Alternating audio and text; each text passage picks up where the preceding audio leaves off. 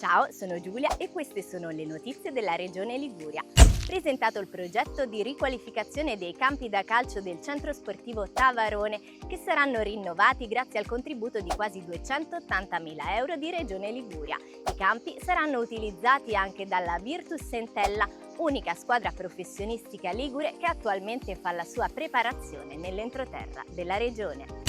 Sono stati presentati i progetti di ripristino della funzionalità e dell'accessibilità della costa ligure, finanziati dalla Regione Liguria. Si tratta di 7 interventi per un investimento complessivo di 1,6 milioni di euro, che serviranno a recuperare e migliorare spiagge e scogliere, rendendole sicure, accessibili e soprattutto inclusive per tutta la cittadinanza. È nato Liguria Open Boost, il nuovo programma promosso da Regione Liguria e avviato dall'incubatore BIC di Filse per creare un collegamento diretto tra il sistema produttivo ligure e l'ecosistema regionale dell'innovazione, favorendo la nascita di collaborazioni, sperimentazioni e progetti concreti.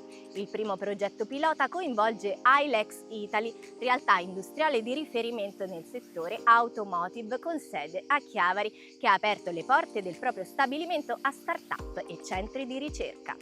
Regione Liguria avvia un percorso partecipato per definire le linee di indirizzo a supporto degli operatori dell'amministrazione di sostegno.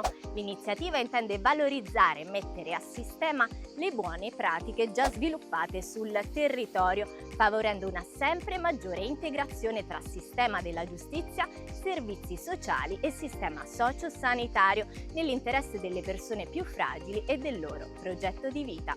Via libera dalla provincia di Imperia alla realizzazione dell'anello Alta Valle Argentina, che Regione finanzia al 50% per un ammontare di 300.000 euro. La ciclovia, che collegherà Bordighera Ventimiglia a Riva Ligure per 94 km, sarà uno dei 4 anelli che compongono il progetto La Liguria degli Anelli.